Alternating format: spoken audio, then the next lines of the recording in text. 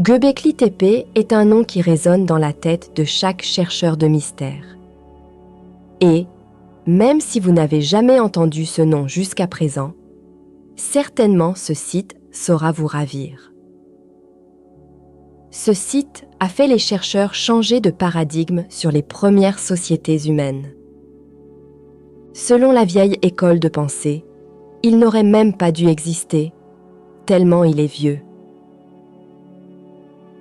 Ses origines se trouvent vers l'an 10 000 avant Jésus-Christ, au commencement de Néolithique, quand les tribus de chasseurs-cueilleurs vivaient dans un monde qui ne connaissait ni l'écriture, ni le métal, ni la poterie. Ce temple fut érigé à une époque où les archéologues pensaient que l'humanité n'avait pas encore eu l'occasion de se regrouper pour pratiquer un culte avec des prêtres et des sacrifices. Cependant, ces adorateurs du Néolithique s'organisèrent et trouvèrent le moyen de couper et de transporter ces piliers de pierre de 16 tonnes jusqu'au sommet d'une colline et de les disposer selon un modèle circulaire. Le mystère le plus captivant de Göbekli Tepe réside dans son origine. Datant d'une ère révolue, où l'on croyait que l'homme errait en hordes dispersées, sans terre à cultiver, ni foyer fixe où résider. L'existence même de Göbekli Tepe défie cette vision, suggérant qu'une coordination complexe, des ressources abondantes et une main-d'œuvre considérable furent mobilisées pour ériger ces majestueuses structures. Cette anomalie historique a éveillé l'hypothèse audacieuse d'une civilisation oubliée, dont l'avancée précéderait même les berceaux reconnus de la civilisation humaine en Mésopotamie, en Égypte et au-delà. Face à Göbekli Tepe, la communauté scientifique traditionnelle est restée longtemps sceptique, réticente à admettre l'éventualité d'un chapitre antédiluvien de notre histoire. Cette prudence s'explique par la difficulté d'intégrer Göbekli Tepe dans le récit établi de l'évolution humaine et par une méfiance envers des théories jugées trop spéculatives ou teintées de fantaisie. Pourtant, le vent est en train de tourner. De plus en plus de voix s'élèvent dans le monde académique, prêtes à explorer les récits cachés que Göbekli Tepe pourrait détenir sur les aubes oubliées de notre civilisation. Ce monument, érigé bien avant l'aube de l'agriculture et des civilisations sédentaires, nous confronte à un paradoxe. Comment une telle œuvre a-t-elle pu émerger au sein de sociétés nomades, supposées simples et dispersées? La grandeur de Göbekli Tepe, avec ses mégalithes dressés vers le ciel, suggère l'existence d'une organisation sociale avancée, capable de mobiliser d'importantes ressources et une main-d'œuvre considérable. Cette prouesse architecturale est le murmure d'une civilisation perdue, peut-être la première à marquer de son empreinte le sol de notre planète. Le mystère s'épaissit encore avec la découverte que Göbekli Tepe fut intentionnellement enseveli il y a environ 8000 ans, dans un geste qui semble empreint de rituel et de sacralité. Ce geste, loin d'être une fin, marque le début d'une énigme qui transcende le temps, nous invitant à réexaminer les origines de nos sociétés, de la spiritualité et des grands rassemblements communautaires. Göbekli Tepe n'est pas seulement un site archéologique, c'est une clé vers des questions fondamentales sur l'innovation humaine, le développement culturel et les capacités insoupçonnées de nos ancêtres. Chers amis explorateurs de l'inconnu, bonjour et bienvenue dans ce voyage temporel qui nous mène aux confins de notre civilisation. Pour ceux d'entre vous qui veulent compléter ce documentaire avec l'article sur la découverte de ce site étrange, article paru dans le célèbre Smithsonian Magazine en novembre 2008, traduit en français, le lien se trouve en description. Êtes-vous prêts? Allons-y, à la découverte de Göbekli Tepe, qui remet en question de nombreuses hypothèses sur les origines de la civilisation et le rôle de la religion et des rituels dans les premières sociétés humaines. La découverte. Göbekli Tepe, dont le nom signifie colline avec nombril ou colline ventrue en turc, se dresse fièrement à quelques 16 km au nord-est de Şanlıurfa. Le site s'épanouit sur une superficie d'environ 9 hectares, formant un cercle de 300 mètres de diamètre. Perché à une altitude de 765 mètres, ce site se dresse au sommet des monts Germush. Cette ville, au riche passé, fut autrefois baptisée Edessa et surnommée la cité des prophètes pour son héritage spirituel profond. Avant la mise au jour de Göbekli Tepe, l'ampleur de la spiritualité ancienne dans cette contrée restait une énigme. Dans les années 1960, des anthropologues de l'Université d'Istanbul et de l'Université de Chicago ont examiné et ignoré Göbekli Tepe. Ils ont visité la colline dans le cadre d'une vaste étude de la région, ont trouvé des dalles de calcaire brisées et ont conclu que le monticule n'était qu'un ancien cimetière médiéval. En 1994, Schmitt travaillait à sa propre enquête sur la préhistoire des sites de la région.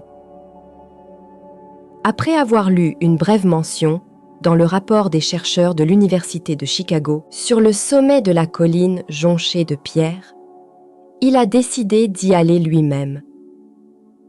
Dès l'instant où il l'a vue pour la première fois, la colline, il a su que l'endroit était extraordinaire.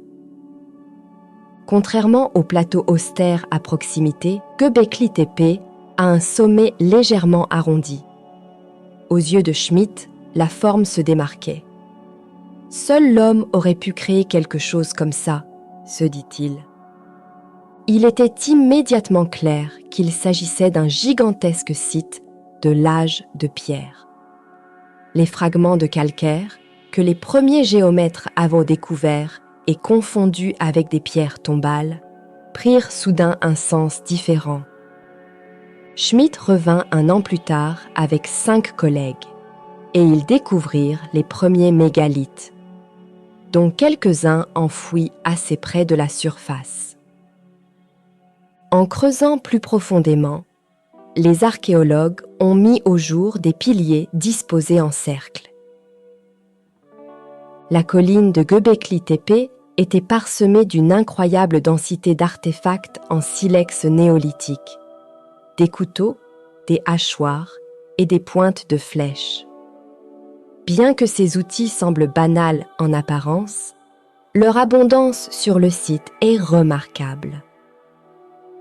Leur utilisation dans l'édification d'un sanctuaire, à une période où l'existence même de structures religieuses était mise en doute par de nombreux historiens et archéologues, confère à cette découverte une dimension fascinante et énigmatique.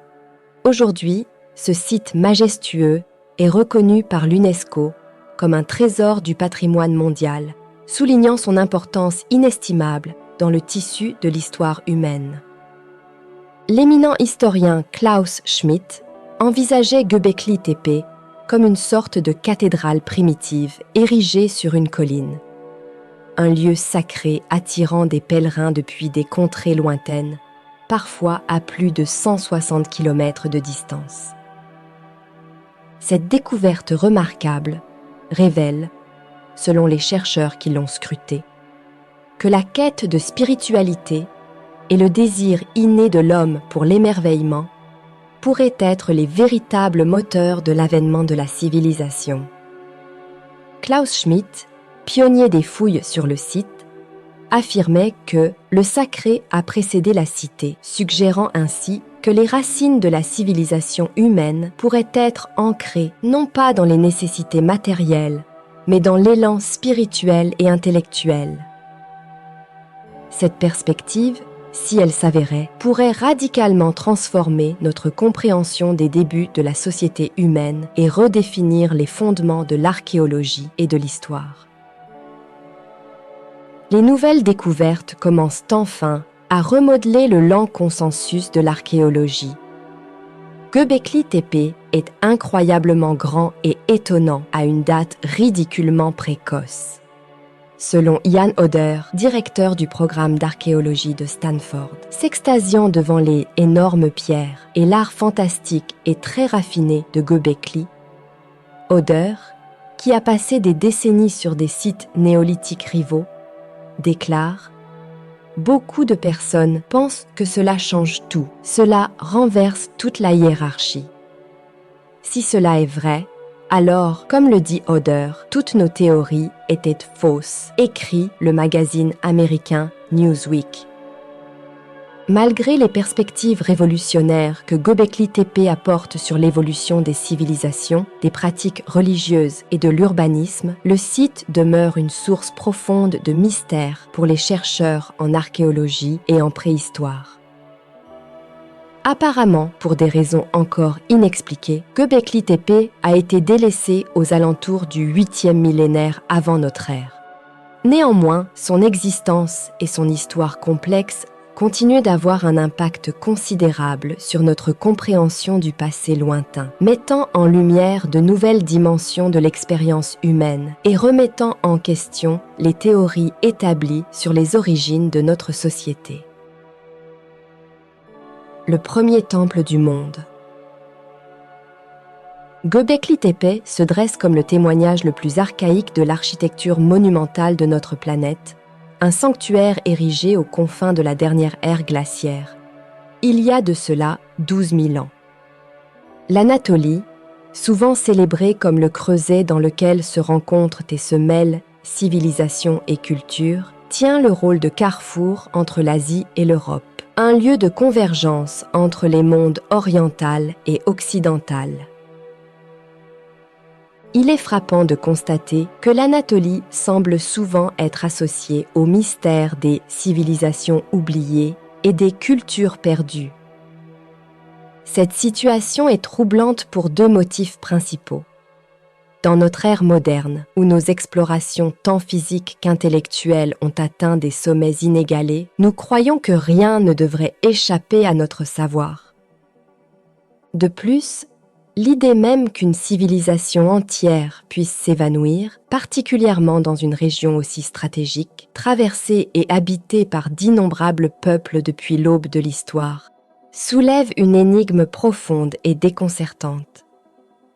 La mise au jour de Göbekli Tepe a été une révélation stupéfiante et choquante pour le monde entier. Depuis cette découverte mémorable, en 1995, le site a dévoilé des merveilles architecturales sans précédent. Des complexes circulaires tout d'abord, des structures rectangulaires plus élaborées ensuite, ornées de monolithes majestueux, sculptés et ornés avec une finesse remarquable. À ce jour, plus d'une vingtaine de ces complexes ont été découverts. Et parmi eux, 2 des plus anciens ont été méticuleusement dégagés jusqu'à leur base, révélant l'existence d'une culture jusqu'alors cachée. Dans les profondeurs de l'histoire, bousculant les fondations mêmes de l'archéologie, ce monument, émanant des brumes d'un passé révolu, appartient à une ère que les chroniques historiques sont incapables d'expliquer.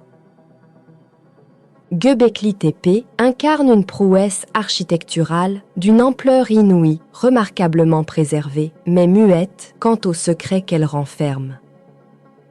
Bien que nous puissions détailler avec précision chaque aspect du site et scruter ses caractéristiques avec les instruments les plus sophistiqués de la science contemporaine, les intentions de ses bâtisseurs et les contours de la société qui l'a érigée demeurent enveloppés de mystères.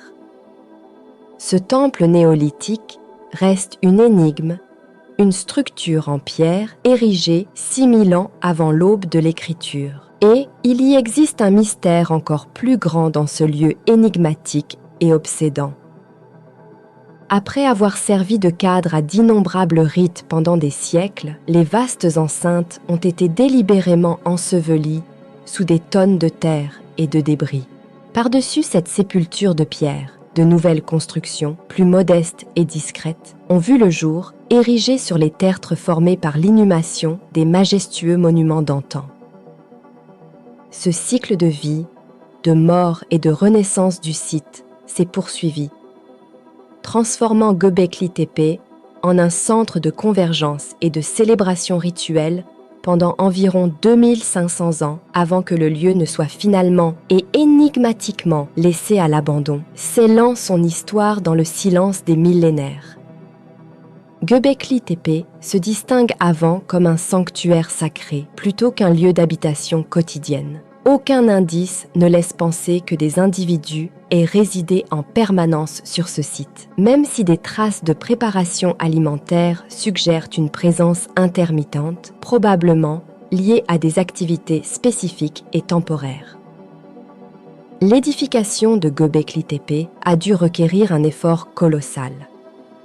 Le professeur Schmidt, éminent archéologue allemand à l'origine des fouilles, était convaincu que des centaines d'individus convergeaient vers ce lieu depuis des contrées lointaines, attirés par des cérémonies d'une profonde signification culturelle ou spirituelle.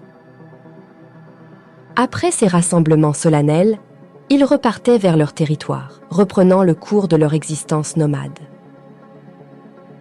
Göbekli Tepe était donc un carrefour d'événements majeurs. Sans la moindre trace de sépulture découverte jusqu'à présent, Schmidt évoquait la possibilité de trouver des tombes aux abords des structures encore enfouies.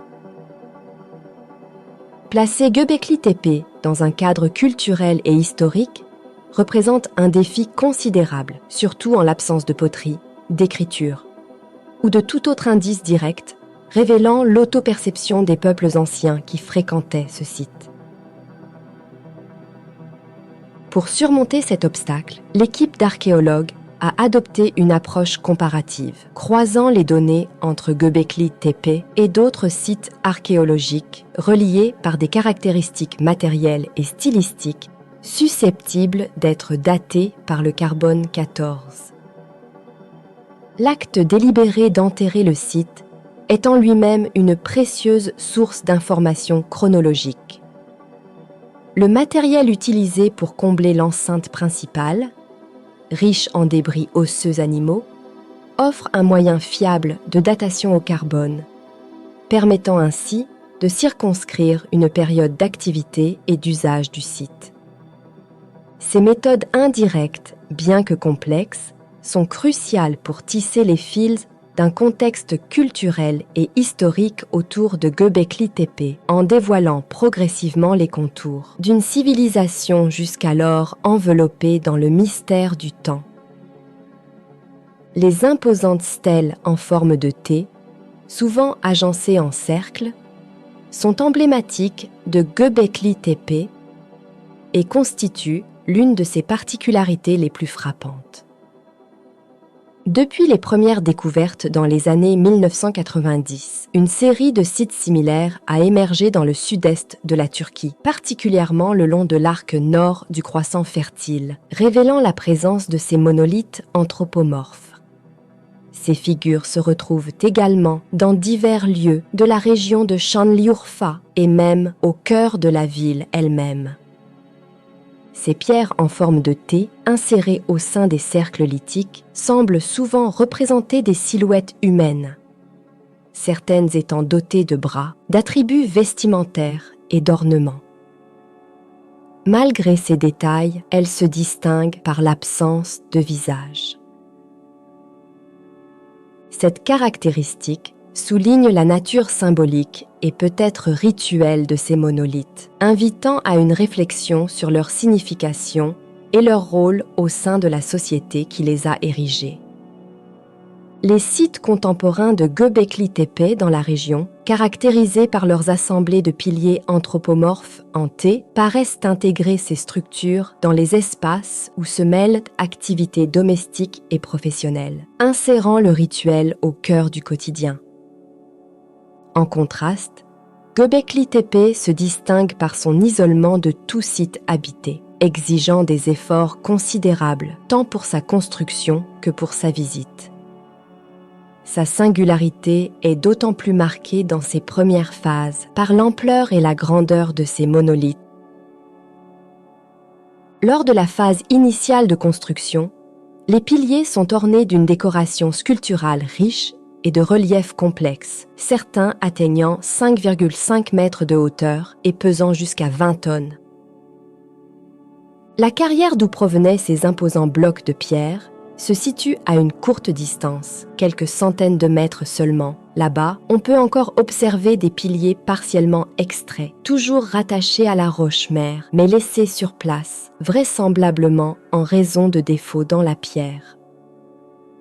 Ce processus d'extraction et d'abandon témoigne de l'ambition et de la minutie des bâtisseurs de Göbekli Tepe, ainsi que de leur connaissance approfondie du travail de la pierre. Art, technologie et spiritualité. L'architecture de Göbekli Tepe s'articule autour de 3 strates principales, identifiées comme niveaux 1, 2 et 3, chacune correspondant à des étapes distinctes de l'évolution du site. Dans cette chronologie, le niveau 1 est le plus récent et le niveau 3 le plus ancien, représentant donc les fondations les plus profondes de ce lieu.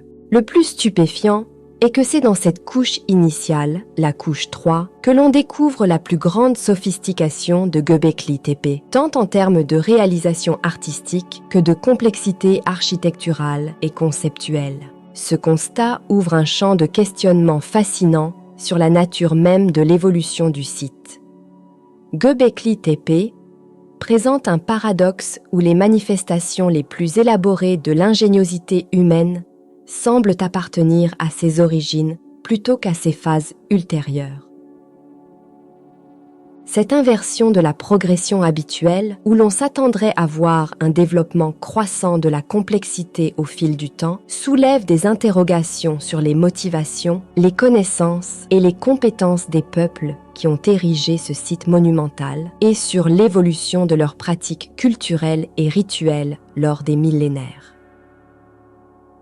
Le niveau 2 de Göbekli Tepe marque un net recul en termes de complexité et de raffinement par rapport à la couche initiale, tandis que le niveau 1 témoigne des millénaires d'abandon qui ont suivi ou d'une réaffectation du site à des fins agricoles dans une période bien plus récente. Les transitions entre ces différents niveaux reflètent probablement des mutations significatives au sein de la société qui les a engendrées, qu'il s'agisse de l'organisation sociale, des systèmes économiques ou encore des croyances et pratiques religieuses.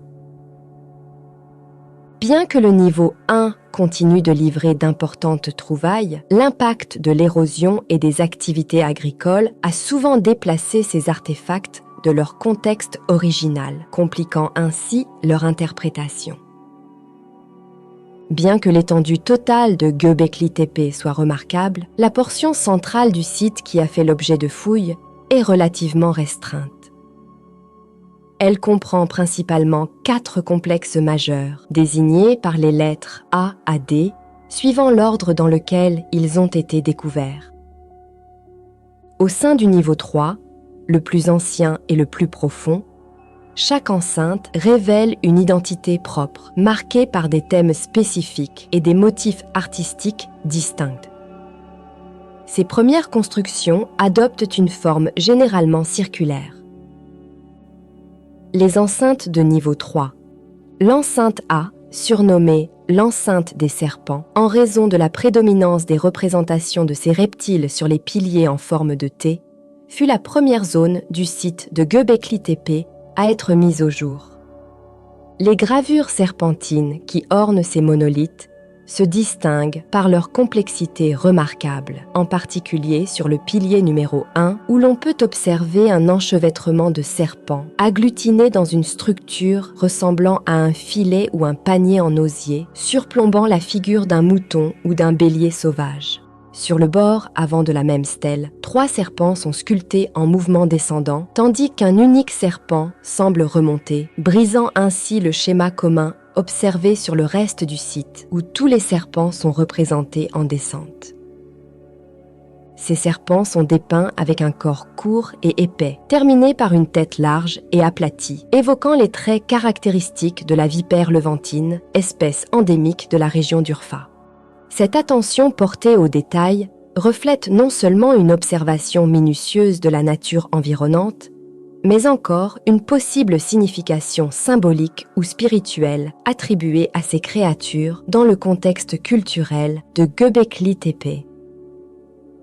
Les motifs serpentins de Göbekli Tepe, associés à la position géographique stratégique du site, ont alimenté diverses théories et interprétations, dont certaines établissent un lien avec le Jardin d'Éden biblique. Cette idée s'appuie sur la richesse symbolique des serpents dans de nombreuses traditions culturelles et religieuses, où ils sont souvent associés à la sagesse, à la renaissance et à la dualité de la création et de la destruction. Dans le contexte biblique, le serpent est un acteur clé dans l'histoire d'Adam et Ève, symbolisant autant la tentation que la connaissance. La localisation de Göbekli Tepe, au cœur d'une région fertile et historiquement riche, renforce l'hypothèse d'une connexion avec le paradis perdu, surtout quand on considère que cette zone est proche de l'arc du croissant fertile, berceau de la civilisation et généralement cité comme un candidat potentiel pour l'Éden. La présence dominante de figures serpentines dans l'enceinte la plus ancienne du site pourrait suggérer que les bâtisseurs de Göbekli Tepe attribuaient une importance spirituelle ou rituelle significative à ces motifs, peut-être comme symbole de régénération, de fertilité ou de protection. Toutefois, ces interprétations doivent être abordées avec prudence, car elles s'appuient sur des associations symboliques et des textes anciens qui peuvent être sujets à diverses lectures. L'importance prépondérante du serpent dans la mythologie anatolienne, qui perdure même à l'époque contemporaine, est un fait notable. Parallèlement aux représentations serpentines, les images de renards surgissent comme un motif récurrent à Göbekli Tepe, suggérant que ces animaux pouvaient revêtir une signification particulière, voire totémique, pour les bâtisseurs et les visiteurs du site. La présence fréquente du renard dans l'art de Göbekli Tepe pourrait indiquer que cet animal jouait un rôle symbolique spécifique au sein de cette communauté ancienne, potentiellement lié à des concepts tels que la ruse, la survie ou la transition entre mondes, le physique et le spirituel, par exemple. Cette hypothèse est d'autant plus intrigante que le renard ne semble pas occuper une place de premier plan dans le folklore régional actuel, contrairement au serpent dont l'empreinte mythologique est plus marquée et persistante. Un autre pilier de Göbekli Tepe présente une composition étrange. Un auroch, un renard et une grue superposés, suggérant une narration ou un symbolisme particulier. Cette œuvre interpelle particulièrement à cause de la représentation inhabituelle de la grue, dont les genoux sont sculptés à l'inverse de la réalité anatomique, pliés à la manière des genoux humains plutôt que vers l'avant, comme il est typique pour les oiseaux à longues pattes. L'anomalie présente dans l'œuvre soulève des hypothèses intrigantes. Loin d'être une simple erreur, cette représentation pourrait indiquer une intention délibérée de l'artiste de représenter un humain en costume de grue, plutôt qu'une grue elle-même. Cette interprétation ouvre la porte à de multiples lectures de la scène. Assiste-t-on à une scène de chasse métaphorique où les animaux et leurs attributs jouent un rôle symbolique dans la stratégie de chasse? Ou bien est-ce une représentation d'une danse rituelle où les participants revêtent des costumes d'animaux pour incarner leurs qualités et invoquer leur esprit? Cette dernière hypothèse s'alignerait avec des pratiques chamaniques connues dans d'autres cultures anciennes, où l'identification avec des animaux à travers des rituels et des danses était courante pour s'approprier leur force, leur agilité ou leur sagesse.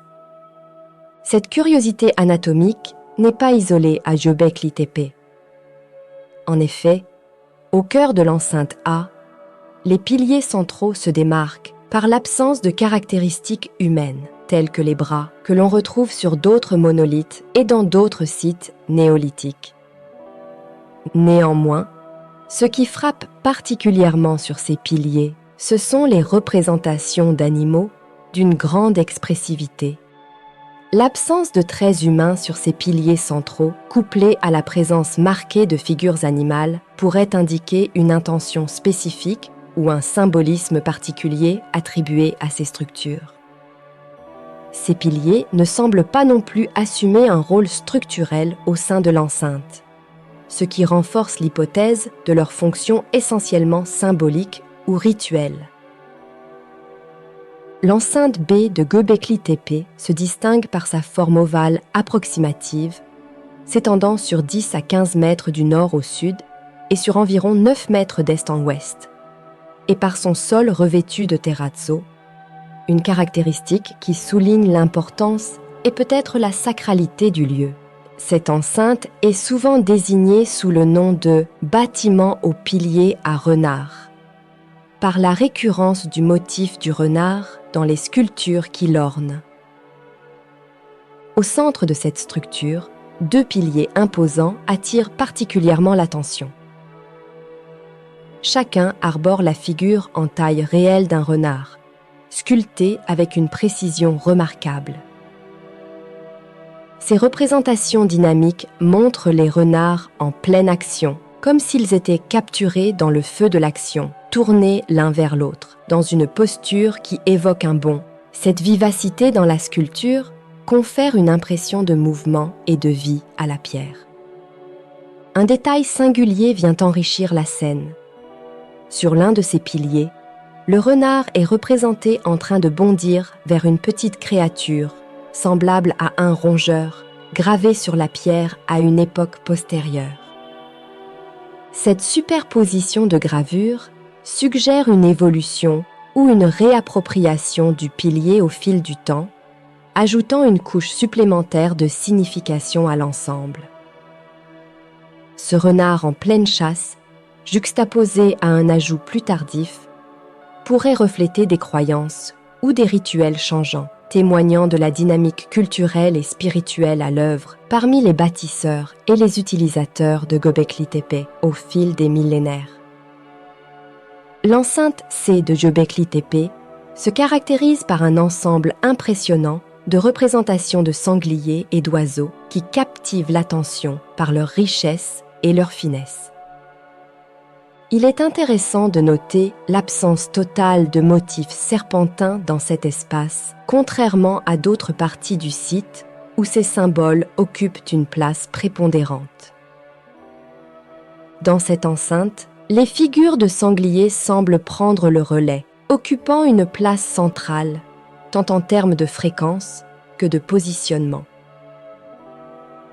L'agencement des piliers dans l'enceinte C comprend, outre les 2 colonnes centrales emblématiques, un ensemble de 11 piliers formant un cercle intérieur et, à ce jour, 8 piliers identifiés dans un cercle extérieur. La disposition et le nombre de ces piliers suggèrent que d'autres éléments pourraient avoir été enlevés avant que l'enceinte ne soit intentionnellement ensevelie, laissant entrevoir une possible réorganisation ou adaptation du site au fil du temps. Cette prédominance des sangliers dans l'enceinte C, associée à l'absence de serpents, pourrait refléter des variations dans les croyances, les pratiques rituelles ou les préférences esthétiques des communautés qui fréquentaient Göbekli Tepe à différentes époques. Les sangliers, avec leur symbolique de force, de fertilité et, dans certaines cultures, de danger et de destruction, pourraient avoir revêtu une importance particulière pour les bâtisseurs de cette enceinte. L'architecture de l'enceinte C à Göbekli Tepe se distingue par une configuration unique composée de 3 cercles concentriques qui s'apparentent à une structure en spirale. Un événement marquant dans l'histoire de cette enceinte est la création, à une période postérieure à son ensevelissement, peut-être après l'ère néolithique, bien que la datation exacte demeure floue, d'une vaste fosse de 10 mètres de diamètre au cœur même de l'enclos. Cette intervention a entraîné la destruction des 2 piliers centraux, brisés en multiples fragments. L'ampleur et la nature de cette action destructrice intriguent et soulèvent une question. Cet acte de vandalisme, qui trouve des échos similaires dans d'autres parties de Göbekli Tepe, semble témoigner d'une volonté délibérée d'effacer ou de profaner le site. La violence de cet assaut est particulièrement évidente dans le cas du pilier oriental, scindé sous l'effet d'un feu intense. Cette destruction intentionnelle laisse entrevoir des changements significatifs dans les croyances, les pratiques ou les structures sociales des populations qui fréquentaient ou ont découvert le site à cette époque, reflétant probablement des tensions, des transitions culturelles ou des ruptures dans la continuité du culte et des traditions associées à Göbekli Tepe. L'enceinte D de Göbekli Tepe est surnommée le Zoo de l'âge de pierre, un nom qui reflète la diversité exceptionnelle des représentations animales gravées sur ses piliers. Cette galerie de faune préhistorique offre un aperçu fascinant des espèces qui peuplaient la région ou qui tenaient une place notable dans l'imaginaire et les croyances des bâtisseurs du site. Au cœur de cet enclos se dressent 2 stèles monumentales en forme de T qui se distinguent non seulement par leur taille imposante, mais encore par leur caractère manifestement anthropomorphe. Ces piliers, orientés vers le sud, semblent incarner des figures humaines de stature colossale, peut-être des divinités, des ancêtres vénérés ou des symboles de pouvoir spirituel. Reposant sur des bases ornées, l'une d'entre elles est décorée de motifs évoquant des canards. Avec leur hauteur impressionnante de 5,5 mètres, ces stèles dominent l'espace de l'enceinte D, affirmant leur importance centrale dans le dispositif rituel ou commémoratif de Göbekli Tepe. Les 2 piliers centraux, qui se tiennent encore majestueusement dans l'enceinte D, sont remarquables, non seulement par leur taille, mais également par les détails sculptés qui les ornent. Avec des bras figurés en position croisée sur le ventre, ces stèles paraissent revêtir une forme hautement stylisée de figures humaines. Juste au-dessus de la ceinture soigneusement décorée, un pagne en peau de renard, reconnaissable à sa queue pendante sur le devant, ajoute une touche de réalisme à ces représentations. Le pilier orienté vers l'est présente une particularité intrigante. Un renard en taille réelle est sculpté dans le creux du bras droit, comme s'il bondissait vers le sud. Cette incorporation d'un animal dans l'imagerie anthropomorphe peut être interprétée de diverses manières. Peut-être comme un symbole de protection, de compagnonnage ou d'attributs totémiques associés à la figure représentée. Cependant, l'absence de traits faciaux sur ces stèles confère aux figures un caractère universel et énigmatique, accentuant leur potentiel symbolique et rituel plutôt que de les ancrer dans une individualité concrète. En plus de la ceinture et du pagne, les 2 figures portent des ornements autour du cou, dont la signification semble résolument symbolique, évoquant probablement un statut, une appartenance ou des croyances spécifiques. Au sein de l'enceinte D de Göbekli Tepe, un élément particulièrement captivant et sujet à débat se distingue. Le pilier numéro 43, souvent désigné sous le nom de pierre du vautour. Ce pilier, orné d'un ensemble d'images en même temps complexes et mystérieuses, suscite autant fascination qu'angoisse. Sur le côté gauche du pilier, se détache la figure imposante d'un vautour, ailes déployées, paraissant tenir sur son aile un orbe ou peut-être un œuf. Cette représentation du vautour, oiseau fréquemment associé dans de nombreuses cultures à la mort et à la régénération, pourrait évoquer des thèmes de transcendance, de renaissance ou de passage. Plus bas, sur le pilier, l'image d'un scorpion ajoute une dimension supplémentaire à cette fresque symbolique. Le scorpion, créature aussi crainte que vénérée pour son venin mortel et sa résilience, pourrait symboliser la protection, la dangerosité ou encore le pouvoir de guérison. L'élément le plus troublant de cette composition est sans doute la figure d'un homme ityphalique, c'est-à-dire représenté avec un phallus en érection, mais dépourvu de tête.